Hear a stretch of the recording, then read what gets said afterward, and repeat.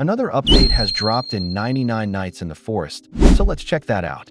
Before we do, we should watch the new cutscene first.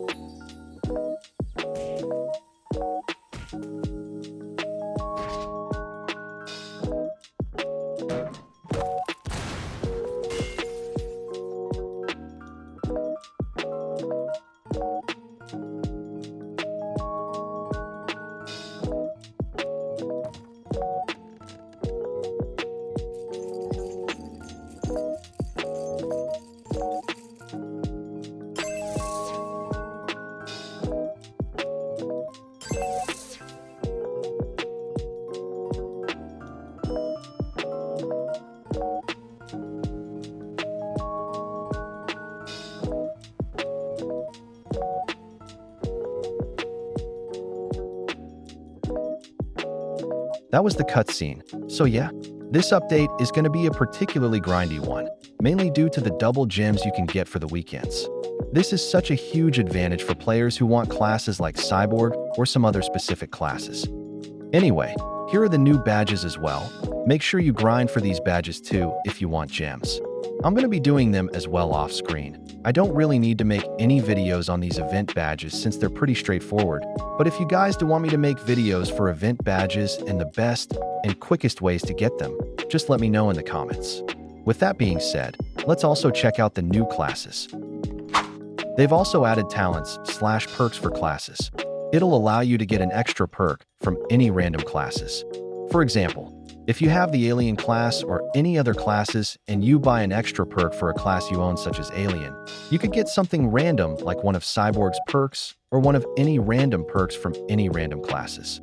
This can balance out characters very well or make them more versatile than their own goods, such as having an attack character, but can also be a support with an extra perk that has one of the medics or cook perks. With that being said, let's actually check out the new classes. So this is support class. For 45 diamonds, I'd say it's pretty worth it, especially for the solid perks it offers for a class that's less than 50 gems.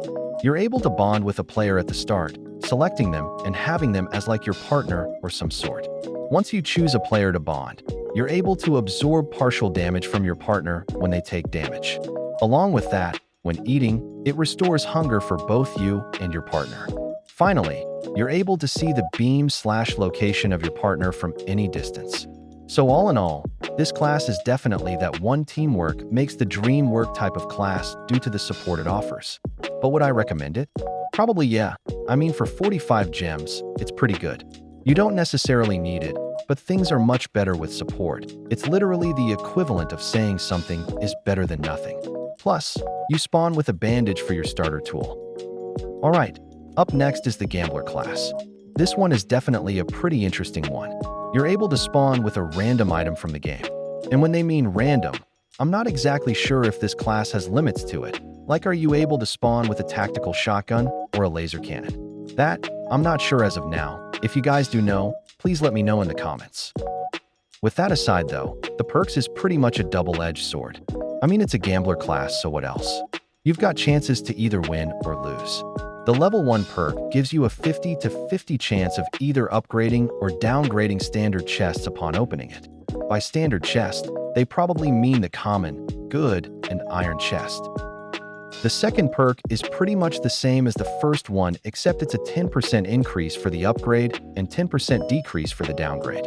Essentially, you'll be able to get better rewards if it was a common chest, for example, if you get an upgrade. But if you get a downgrade, you'll likely get worse rewards from the already standard chest you open. Moving on to the third perk, it's literally useless, no questions asked. No one builds furnitures, unless you're in a very late game run and you're bored with nothing else to do, but an additional 10% chance to get coin drops from chests? Yeah, no.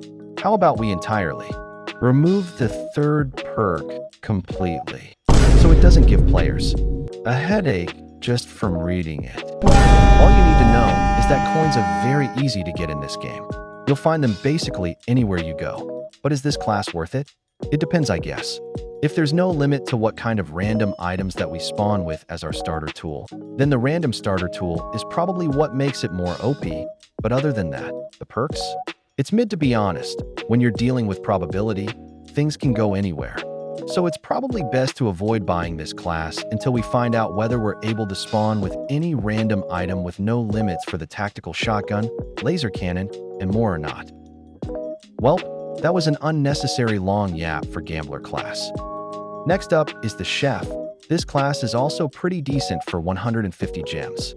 There's nothing much else to say other than the Chef class giving you bonuses and filling your hunger up better when eating food. Maybe if you're interested in checking out the new recipes and stuff, then you might want to check it out. Aside from that, it's definitely better than the Cook class, and I feel it would be better if this class was 100 gems instead of 150. But is it worth it? Honestly, you're probably much better off with just spending 40 gems for a Cook class. You don't need a whole restaurant just to soothe your hunger during runs.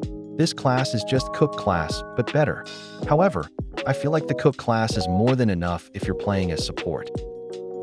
The final class they added in the new update is the Big Game Hunter, and oh boy, this class is pretty hefty when it comes to its perks and everything else. First of all, you spawn with a rifle with its ammo, which is already good, but this class can consume animal pelts that gives you permanent bonuses/boosts for the first perk. What I mean by the first perk is that once you spawn in a game, you'll be given a pelt list.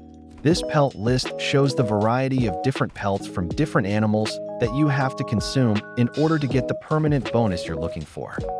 Level 2 gives you higher pelt drop rate, which is good for this class, and if you're looking to trade with the pelt trader. And at level 3, you're able to consume mammoth tusk to permanently gain health. And as to whether this class is worth it or not, we have to go back to the pelt list. The bonuses are good, but there are things to know, considering that you can kill your enemies as fast as you can, along with maximizing yourself by gaining both speed and HP by completing the pelt list. But don't get me wrong, this class is quite good for what it's worth. It's just that you would have to put yourself at risk for pretty much half of the pelt list, and if you think about it, by the time you complete the pelt list, you'll probably be closing in on 99 days, or at that point, or even higher. My point is that it just takes long, especially when you're also going to be needing to prioritize things like upgrading your campfire, base, and looting. It definitely takes some time to complete the pelt list. So all the bonuses are very good. It's just that it takes the time and effort to really complete the whole pelt list. Even then, you might still be prioritizing the pelt benefits that you need the most. Overall, I think this class has such an insane potential to be literally like the best class in the game, especially when it has no drawbacks. But the problem is that this class isn't really a class where you buy it and get everything right away. Of course not. You have to grind the game and grind the pelts in order to get all the bonuses you need that this class has to offer. So this class scales with time, and how you play the game can impact whether you get the bonuses as fast as you can or not. But again, you wouldn't be needing them that fast.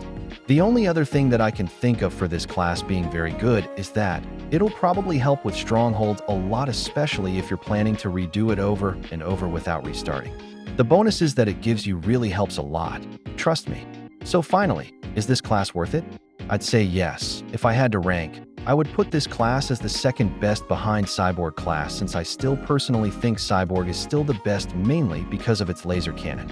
But if it comes down to buying which first, I'd say get Cyborg first, and then the Big Game Hunter next if you feel like it. This video was a pretty yap-heavy video, but it does have to do with a detailed explanation for all of the new classes that has been added to the game. This update wasn't the best if all it included were 4 new classes, 2x gems on weekends, and the regular event badges. The devs can definitely do better on this. But let me know in the comments, what are your thoughts on the video, the new classes, and the update itself?